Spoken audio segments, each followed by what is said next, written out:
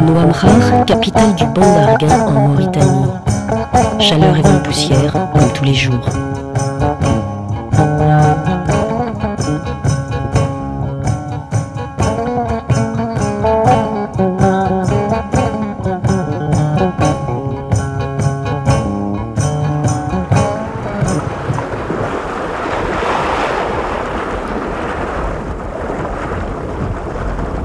Boukhari, chef de famille, emmène pêcher quelques-uns de ses enfants, comme tous les jours. Et comme tous les jours, les dauphins aussi sont au rendez-vous.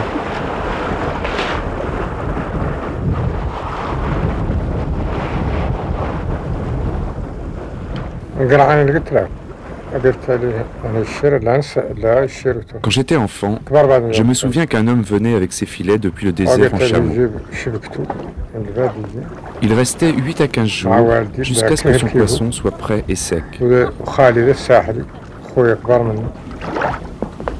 l'embarquait alors sur le dos de ses chameaux, direction des airs. Il en pêchait tellement qu'il en laissait sur la plage. Il ne pouvait retourner.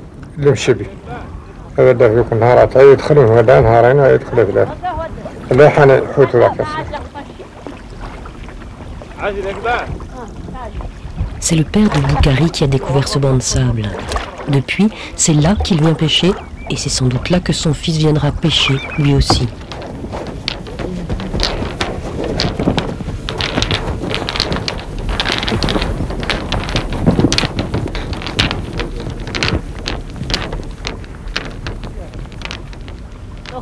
Pas très compliqué la pêche imraguenne, à condition d'en connaître les règles. Avant tout, savoir ouvrir les yeux. Une petite tache un peu plus sombre sur l'eau, c'est un banc de mulets. Il s'approche. Surtout ne pas l'effrayer. Attention à ne pas faire des ombres. Plus qu'une pêche classique, c'est une traque, une véritable chasse aux poissons.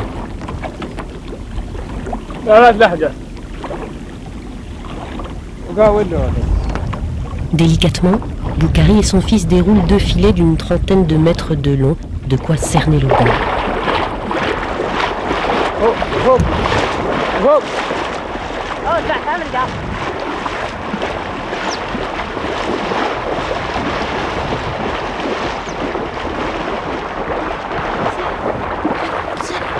Les mulets ont senti le piège. Ils sautent hors de l'eau pour s'échapper, mais les pêcheurs placent un deuxième rond, puis un troisième.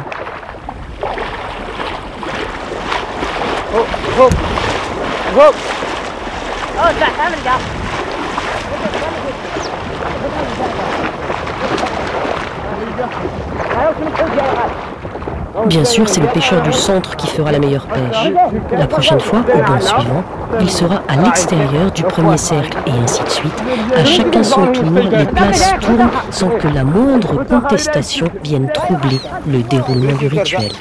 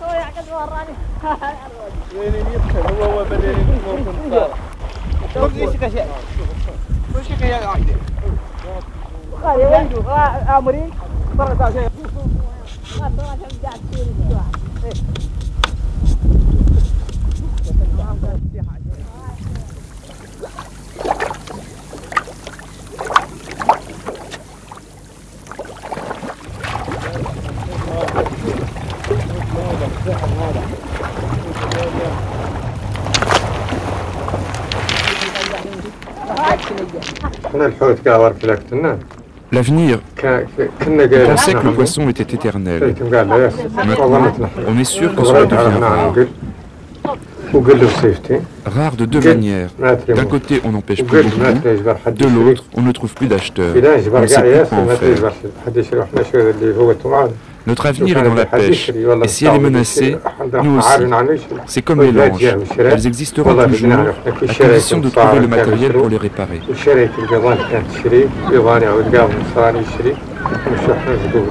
الله يقدر الله يكون كان داخلي يجبر حد يشتري والله ما تجي حد يشتري مستقبلنا احنا بعد داخل.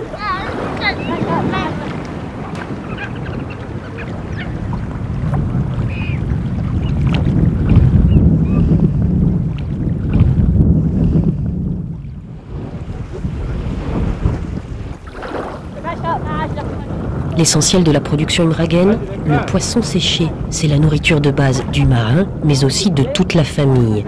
Il se mange et il se vend tout au long de l'année.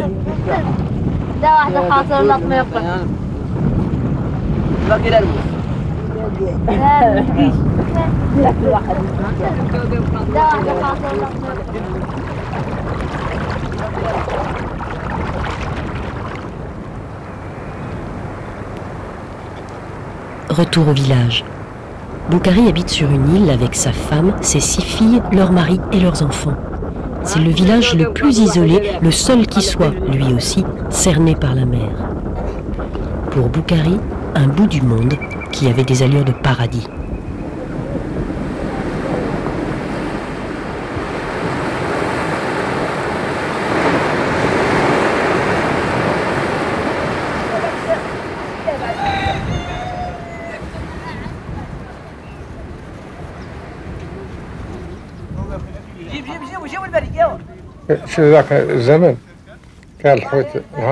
Autrefois, le poisson était si abondant qu'à la fin de chaque pêche, les gens des villes et ceux du désert étaient très nombreux à venir nous en acheter, le sécher et l'emporter.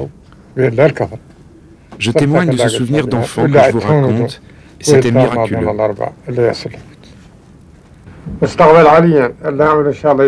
L'avenir de mon fils Alioun, j'espère qu'il sera radieux. Et ce que Allah lui réserve, il est le seul à le savoir. Peut-être qu'il pêchera avec ses gros bateaux industriels, peut-être même en avion. Dieu seul le sait.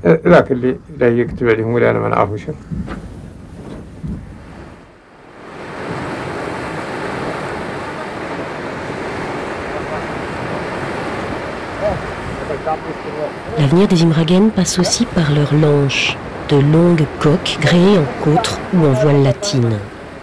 Des bateaux solides, les pêcheurs des Canaries s'en servaient pour venir chercher le poisson du banc d'Arguin depuis Las Palmas et Lanzarote. Le temps de remplir les cales et ils s'en retournaient après parfois une seule journée de pêche.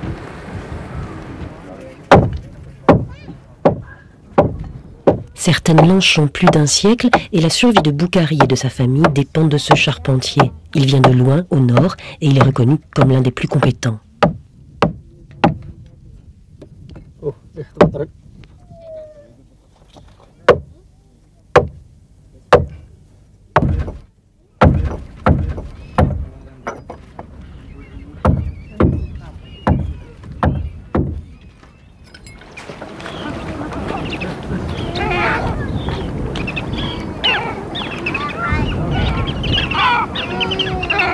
Pour l'entretien quotidien, à marée basse, on bouche les trous avec des morceaux de chiffon, du ciment et tout matériau faisant l'affaire, le tout badigeonné avec de la mauvaise peinture. Ici, les bateaux à moteur sont encore interdits. Il faut absolument entretenir les traditionnelles lanches à voile, tant bien que mal, sans étoupe, sans poulie et sans outils. Le parc national du banc d'Arguin a été créé par l'État mauritanien. Un de ses gardiens, Abou Gaï, un ornithologue qui a fait ses études en France. La crainte en est que le parc pourra se transformer un jour, et c'est ce qui n'est pas souhaité à la pêche industrielle. C'est ce qui est vraiment le déséquilibre total et la catastrophe. Une fois que ce parc est ouvert à la mécanisation, à la pêche motorisée, là, c'est la catastrophe. Toutes les ressources seront épuisées parce que là, c'est quand on prélève du capital, tout est fini. C'est-à-dire qu'on n'a plus d'économie. Alors, ce que nous souhaitons, que ce capital soit maintenu et que la vie imraguenne continue telle qu'elle est, pêcher son mulet, ses courbes et bien suivre les règles de conservation de ce milieu naturel qu'est le parc national du banc d'Arguin. Derrière le village, le désert absolu, excepté cet arbre, l'unique rescapé de l'ancien climat équatorial. Le principal souci de Boukari et sa famille, c'est l'eau douce. Le seul puits de l'île est asséché et le point d'eau le plus proche, à 100 km de là, est aujourd'hui trop salé. Alors ce sont des vedettes qui alimentent le village en eau douce, 5 litres par jour et par personne. Chaque semaine, Boukari doit faire la navette entre le bateau ravitailleur et la citerne en béton du village avec des vieux bidons d'huile recyclés.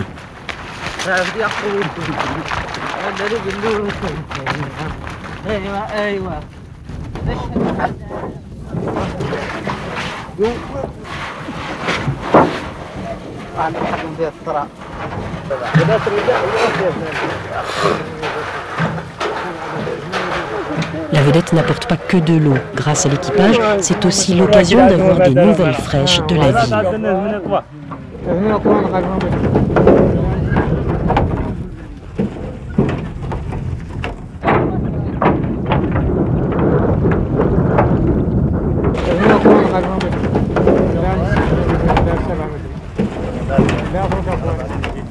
Et lorsque la vedette tombe en panne, on sait sur l'île qu'il va falloir commencer à se rationner.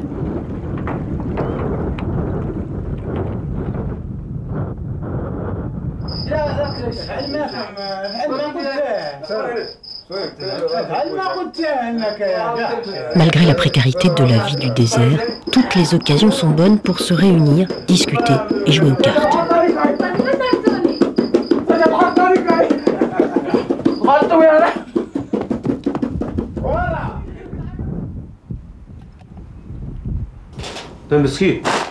La journée commence tôt. 6 heures du matin, l'heure du petit déjeuner pour Hassan, l'un des 5 gendres de Boukari, sa femme et leurs enfants. Au menu, thé, biscuits et poissons séchés.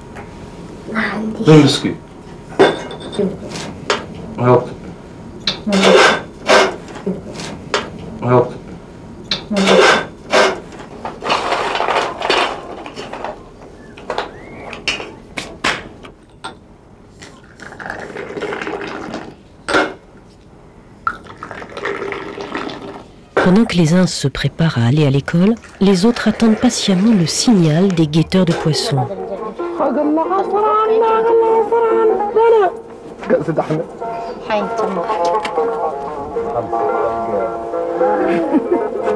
Des filets dont seuls les Imragen ont le secret.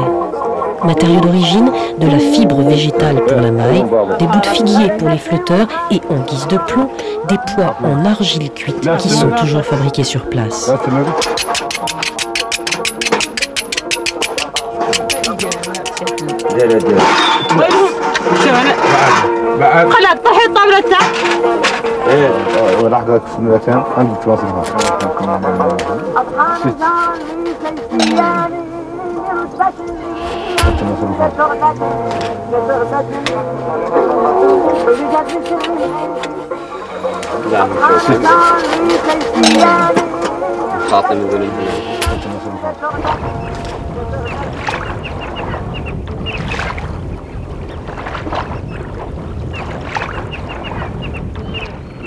Aujourd'hui est jour béni sur le calendrier musulman qui suit les phases de la lune. C'est le début de la grande saison de pêche.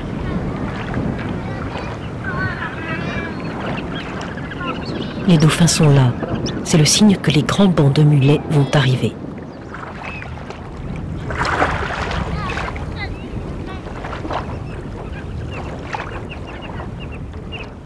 Chaque jour, les Imragen délèguent un chef de famille pour pêcher au large en attendant les grands bancs qui vont longer leurs côtes.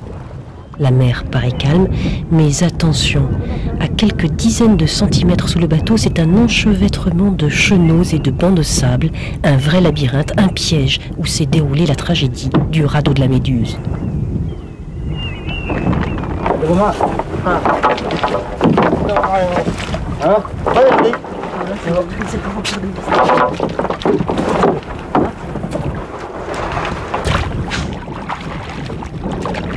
Non, cette vision n'est pas un mirage. Ici, à 10 km du rivage, on a toujours pied.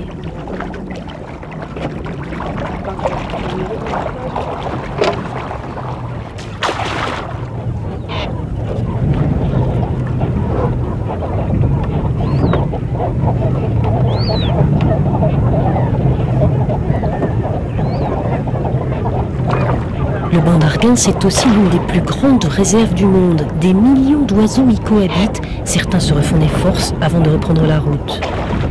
Quand la marée monte, les îlots non submergés sont envahis par les pélicans, spatules, cormorans, aigrettes, sternes et bien d'autres encore. Car sous la surface, le banc d'Arguin cache un trésor. Là où se rencontrent les courants froids et profonds et les couches réchauffées par le soleil du désert, c'est l'explosion de plancton, le bouillonnement de vie. L'espèce la plus répandue, les limicoles qui viennent depuis l'Europe du Nord, puiser dans ce désert apparent des réserves de nourriture extraordinaires.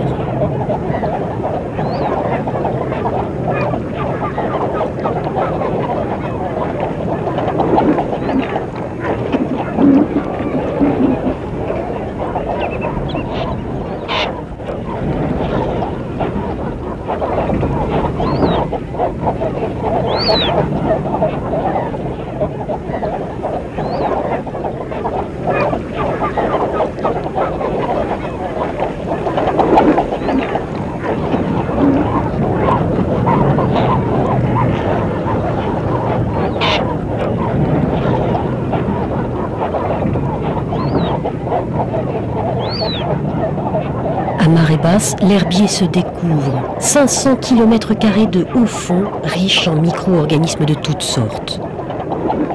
Une nurserie pour de nombreuses espèces marines, un garde-manger pour les oiseaux.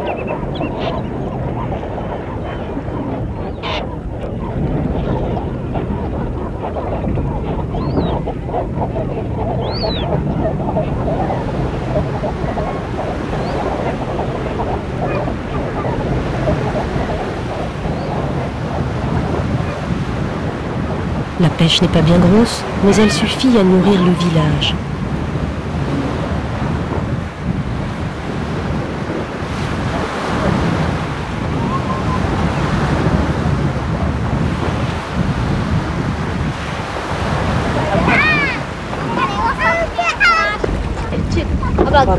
Un mulet par famille. Et comme partout dans le monde, ce sont les enfants qui rapportent les commissions.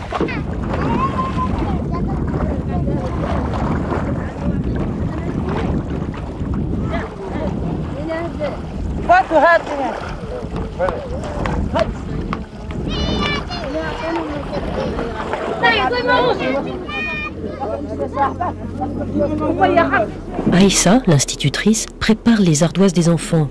Elle recopie les versets du Coran sur des planchettes de bois. Plus tard, on rincera la planchette et elle resservira pour d'autres générations.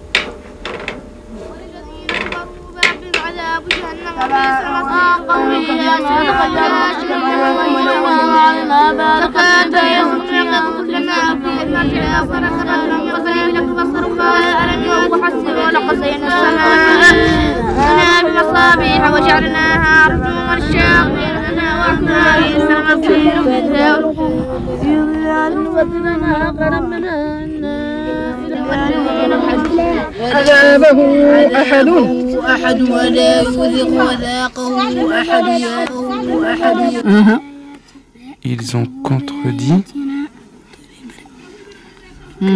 Ils ont contredit nos textes sacrés. Ils ont contredit nos textes sacrés. Tout est écrit dans le livre saint.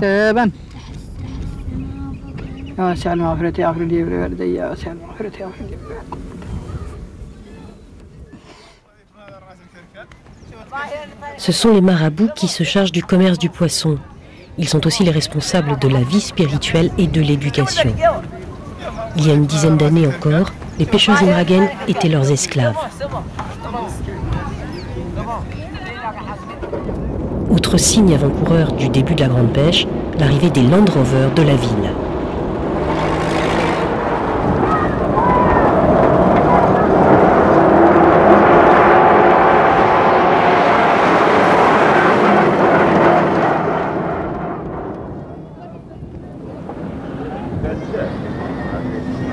Après l'école, travaux pratiques sur la plage. Les enfants sont initiés à la fabrication et à la réparation des filets.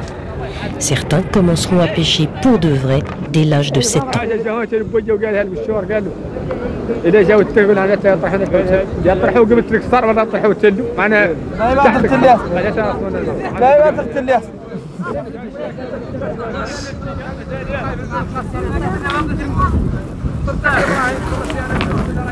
Il y a plus de 100 pêcheurs qui se regroupent ici sous l'œil attentif de leur chef.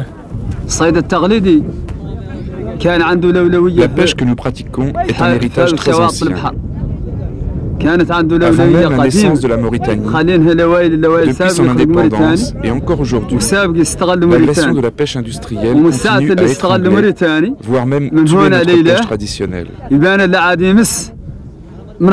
hommes de la pêche artisanale refusent que cette pêche-là meure. Il y a très longtemps, les guerriers du désert et les tribus de marabouts ne mangeaient que de la viande. Pour soigner leurs carences alimentaires, ils faisaient 2 cures chaque année, une dans les oasis, où ils ne se nourrissaient que de dattes fraîches, une autre chez leurs esclaves, les Imragen, à ne manger que du poisson frais. Là-bas, toutes les femmes vous le diront, l'huile de tête de mulet peut guérir n'importe quelle maladie. La mère est à la fois un garde-manger et une armoire à pharmacie.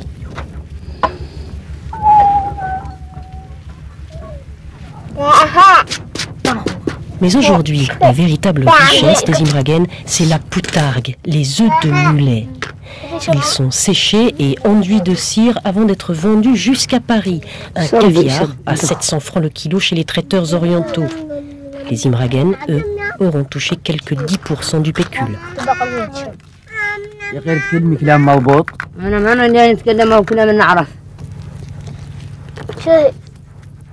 Le travail ici est dur pour tout le monde, mais bien plus pour les hommes.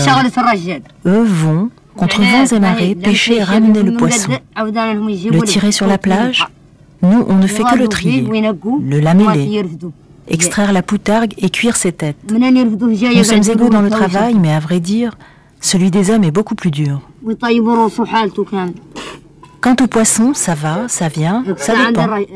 Mais ça n'est pas comme dans le passé, ça a diminué. Avant, quand les hommes étaient de vrais hommes, il y en avait beaucoup plus. Et maintenant, c'est plus rare. Quand les hommes étaient de vrais hommes, il y a une 50aine d'années, les Occidentaux ont commencé à s'intéresser aux richesses du bon Arguin.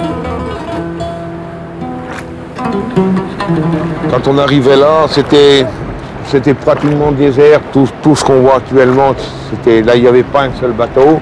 Il y avait en gros 6-7 maisons à Port-Étienne. Et les caravanes y passaient de temps en temps. Il y avait pratiquement que nous autres, les Français, et puis les Canariens, quoi. À l'époque où j'étais, que je vous parle, il y a une 40aine d'années, la mer était couverte de poissons par moment ici. On avait même l'impression qu'on allait échouer dans les bancs de pension. De poissons. La courbine, les lignes, enfin c'était dingue de voir le poisson qu'il y avait ici. C'est à cette époque, en plein désert, qu'est né Port-Étienne, aujourd'hui Nouadhibou, capitale économique de la Mauritanie. Aucune route ne part de cette capitale. C'est par bateau ou par avion que sont transportées les richesses du pays.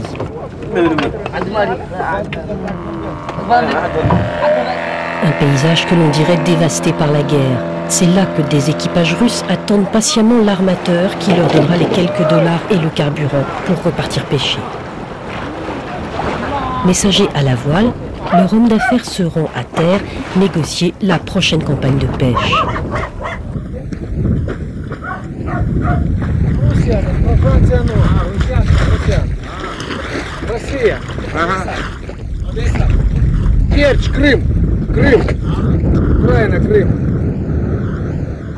Alors, il y a toutes les nations du monde qui sont venues parce que c'était l'endroit le plus poissonneux du monde, la baie du Lévrier et puis le banc d'Arguin. J'ai connu le long de la côte là, entre Cisneros et Nouakchott, des flottilles de 500 bateaux soviétiques qui travaillaient en équipe avec une 40aine de navires-usines. C'était un peu le pillage systématique de tous les eaux mauritaniennes, quoi. Enfin, c'était à l'époque la politique du gouvernement mauritanien de vendre des licences. Maintenant, ils commencent à prendre conscience, ils ont fait une flotte à eux. Traditionnellement, la Mauritanie ne s'intéressait pas aux poissons. elle commence tout juste à prendre conscience des richesses qui lui ont été subtilisées. Trop tard peut-être, aujourd'hui encore, le pillage continue. Les espèces rentables ont été ratissées, d'autres espèces ont pris le dessus, un grave déséquilibre écologique est amorcé.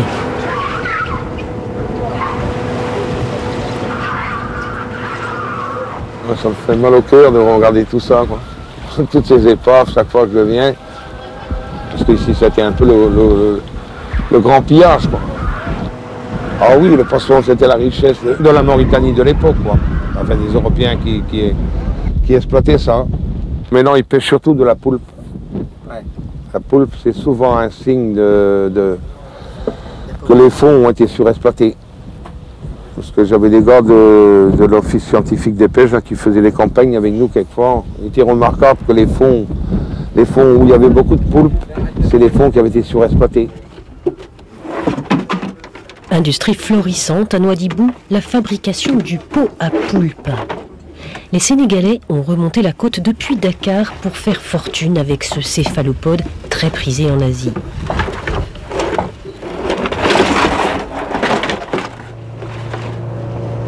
Une drôle de pêche. Chaque matin, c'est le slalom entre les épaves. Des dizaines de pirogues vont remonter les lignes de peau, appâter et déposer la veille au soir.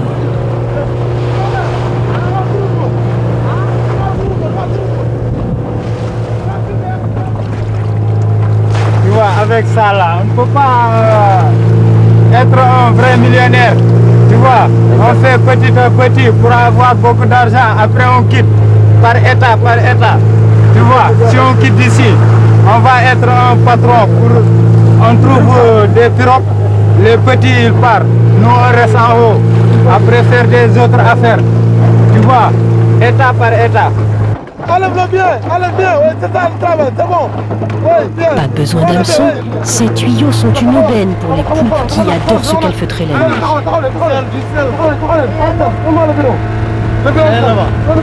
La course contre la montre. Les pêcheurs les plus matinaux ramassent volontiers les peaux des autres.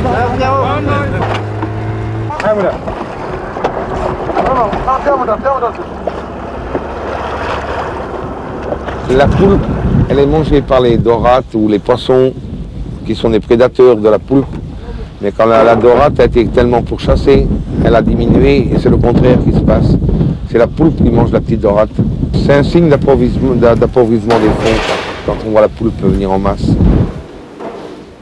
La pêche aux poulpes est toujours fructueuse, mais les prises sont de plus en plus petites, signe que, là encore, les prélèvements ont été excessifs. Ce sont les Coréens qui trient les poulpes aussitôt débarquées. Eux seuls savent faire la différence entre les 18 catégories vendues sur le marché.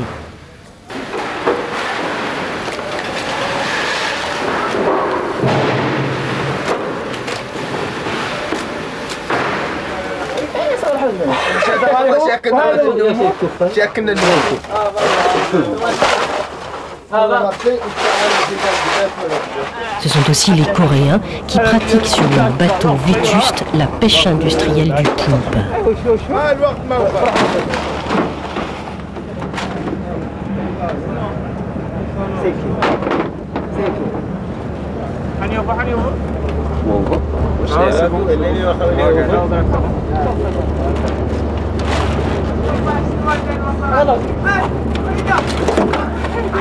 Venus de l'intérieur des terres, des nomades mauritaniens vont et viennent entre les deux capitales, Nouakchott et Nouadhibou. Peu de travail à espérer, ils sont contraints à des activités marginales. C'est dans les nombreuses épaves de la baie qu'ils se réfugient, au milieu des centaines de clandestins à la recherche d'un embarquement. Un décor d'apocalypse qui pose une fois de plus la question de l'exploitation de la mer. Depuis des générations, les Imraguènes ont préservé leur stock. Ils sont aujourd'hui totalement impuissants devant le désastre écologique qui se déroule sous leurs yeux, aux frontières du Bandarguin.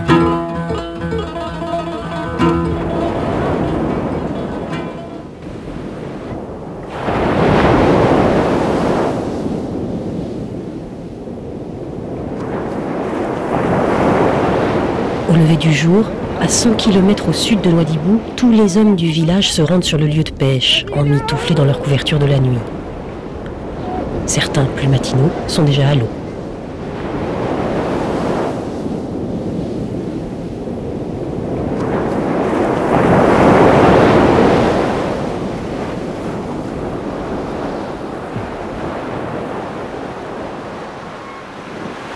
L'attente commence.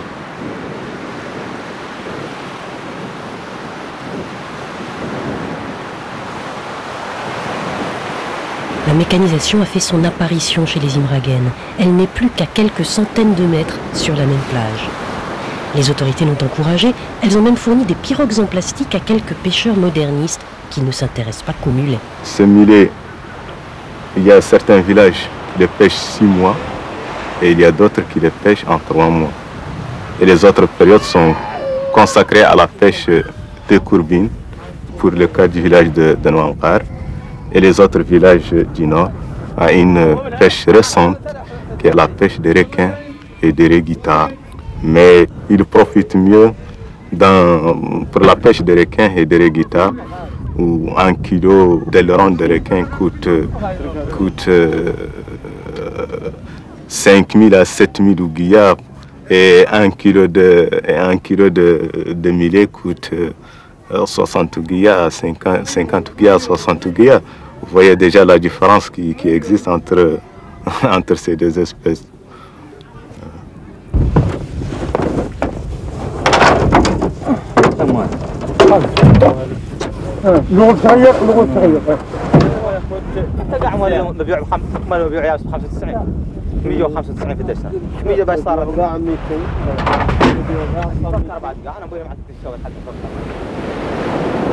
Les dauphins ne sont pas troublés par l'apparition des bateaux en plastique.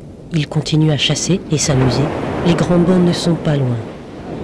Quand les mulets seront là, tout le monde se précipitera à l'eau, même les pêcheurs de courbines et de requins.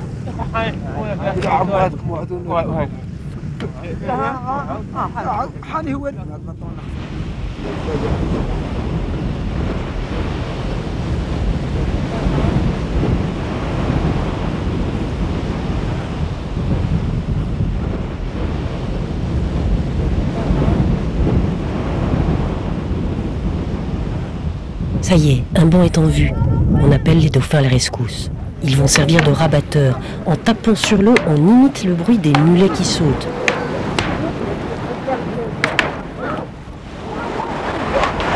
Au large, les dauphins ont compris. Ils se précipitent vers le banc de poissons et le conduisent vers la plage. Le piège va se refermer.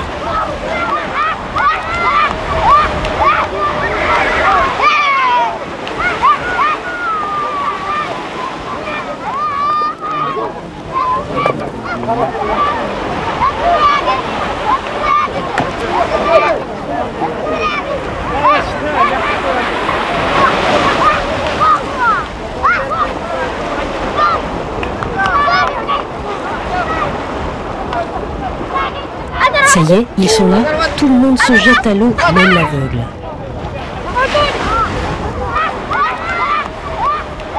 Ici, pas d'exclus, tant qu'on peut jouer un rôle dans la communauté. Maintenant, la pêche peut commencer, le miracle va se produire.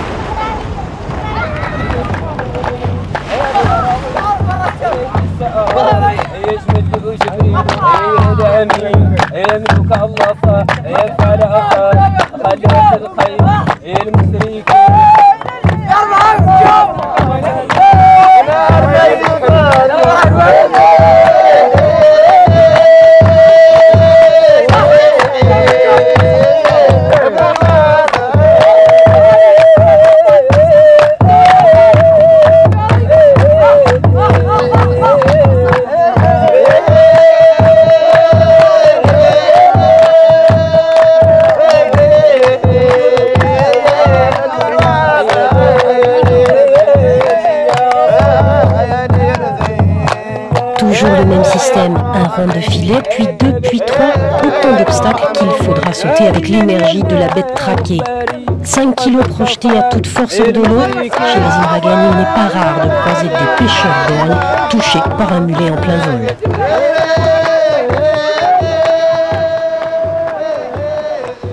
Les dauphins ont eu leur part du festin.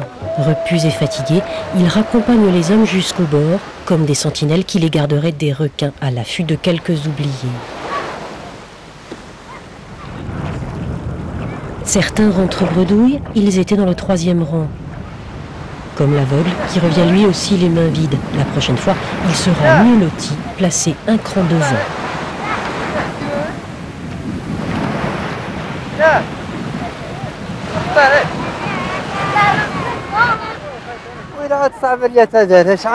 J'ai toujours pensé qu'il n'y avait que moi pour m'aider et personne d'autre. Moi j'ai appris ce métier et uniquement cela.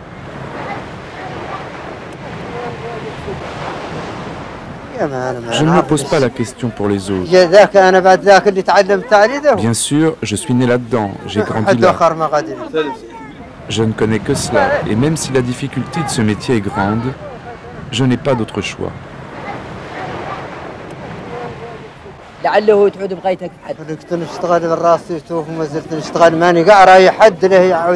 Si je devais dire quelque chose aux autres infirmes, je leur dirais, si tu es capable de faire un métier, il faut t'y atteler. Cela change positivement l'existence.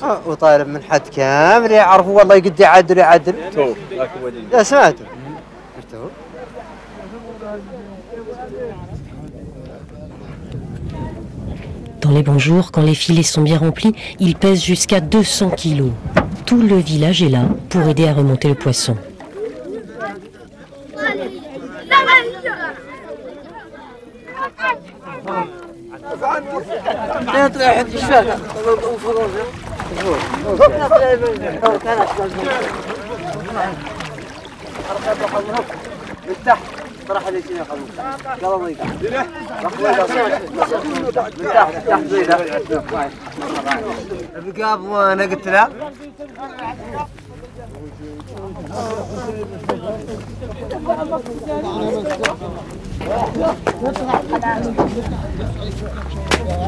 Sur la plage, les vieux marabouts tentent encore de voler un poisson à leurs anciens esclaves. Lâche ce poisson.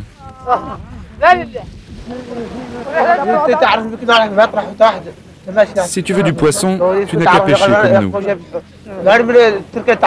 C'est un blasphème de ne pas me donner de poisson.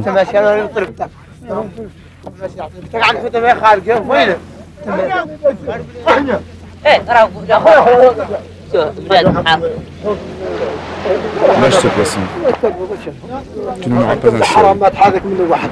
Comme tous mes péchés, je ne t'en donnerai pas un.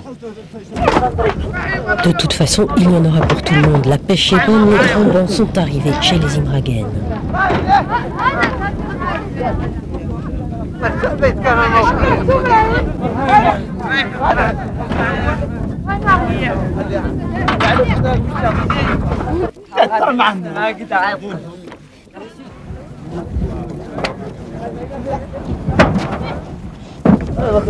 Les Land Rovers sont chargés, destination Nouakchott, à 200 km au sud, par la plage.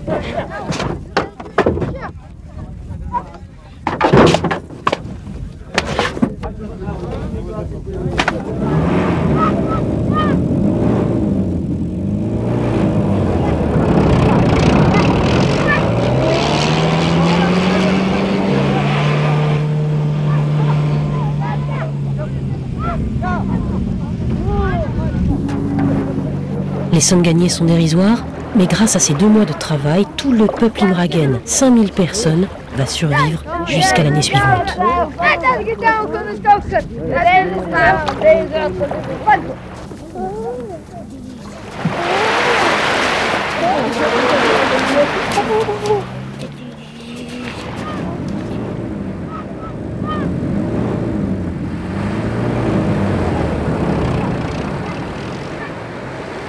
Les femmes emmènent ce qui n'a pas pu être vendu. Elles vont le sécher pour le reste de l'année. Pour les imragen, dans le poisson, tout est bon. La chair et la poutargue, bien sûr, mais aussi l'huile de tête comme remède miracle et jusqu'aux arêtes et la queue comme combustible pour le feu.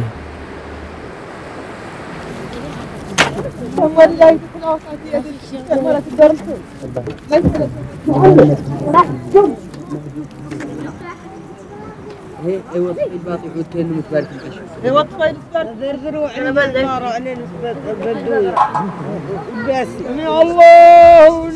on ne se nourrit pas que de poissons. La vie spirituelle est essentielle et la journée imragen est rythmée par les 5 prières des marabouts. Amadou Bamba, le chef du village, rejoint les notables pour la prière.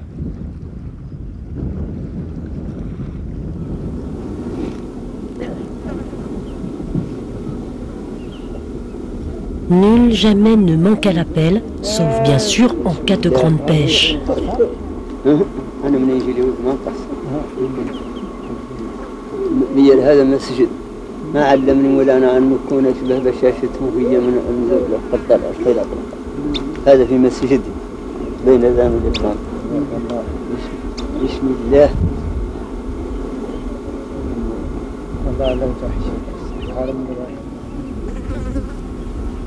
سمع الله لمن حمده سمع الله لمن حمده الله أكبر الله أكبر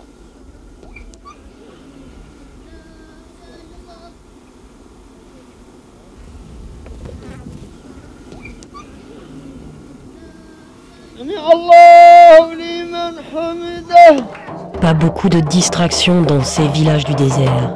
Les plaisirs favoris des jeunes d'ici comme ceux du monde entier, la musique et la danse.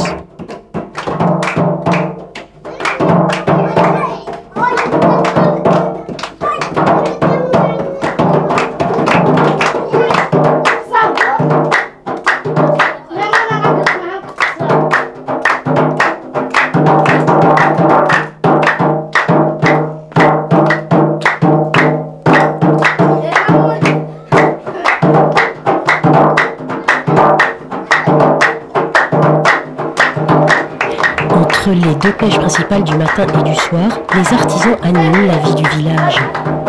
Les tentes ont disparu et sans matériaux de construction, l'architecture est réduite à l'extrême.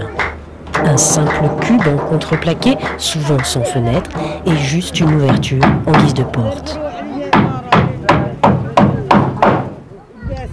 Dans la société imragen, chacun a son rôle et sa place. Celle des artisans ou forgerons est tout en bas de l'échelle, juste au-dessus des artanis, les esclaves affranchis. Avant, j'étais au Sénégal. Je suis revenu depuis la guerre. Il n'y a pas beaucoup de travail pour moi ici.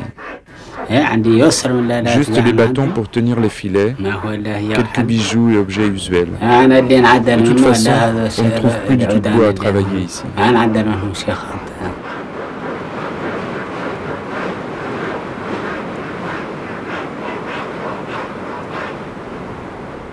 De leur côté, les notables se réunissent pour un jeu de dames très particulier. Un peu de sable en guise de damier, autour duquel s'affrontent le chef du village, l'institutrice et le marchand de poissons. Les jetons, des brosses à dents usagées pour les uns, des crottes de chameau séchées pour les autres.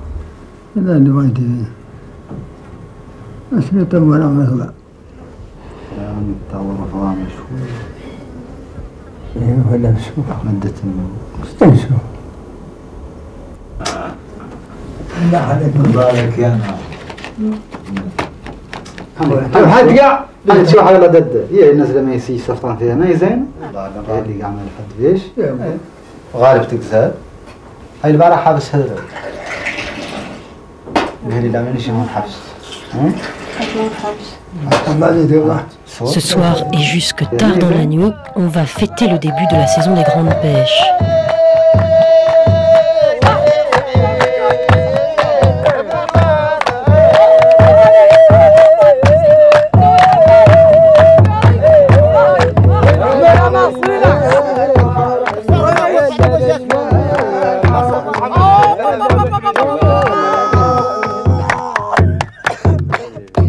Une fois de plus, le miracle s'est produit. Une fois de plus, les dauphins étaient là pour aider les pêcheurs.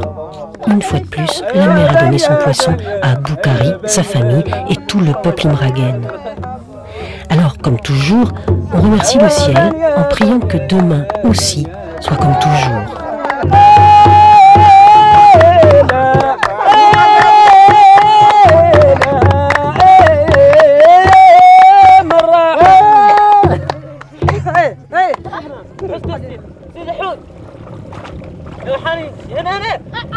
L'Imraguen a eu une chance que c'est l'héritier de la côte. Et quand on parle de côte et d'océan, dans l'océan, il y a une infinité de biens. Par rapport aux autres populations du pays, ils se nourrissent très bien par leurs poissons. C'est des gens très sensibles qui ne veulent pas à l'introduction du moteur. C'est des gens très réfléchis qui rejettent cette idée. Pour moi, l'avenir de notre pêche est artisanal. Si l'État ne nous aide pas, nous serons écrasés comme des insectes et nous disparaîtrons. Je pense que tous les enfants qui vous entourent aimeraient continuer à perpétuer l'héritage traditionnel. Et les vieux aussi, jusqu'à leur mort. Tout juste libérés du joug des marabouts, les Imraguen doivent aujourd'hui redouter le spectre d'autres entraves, la rentabilité économique. Que les moteurs fassent leur apparition, que la pêche industrielle soit autorisée, et c'en sera fini des lanches et des tranquilles pêcheurs du banc d'Arguin. Alors, dans sa grande sagesse, Boukhari a transmis à ses fils son unique raison de vivre, ce bonheur de pêcher avec pour seule aide le vent, Allah et les dauphins.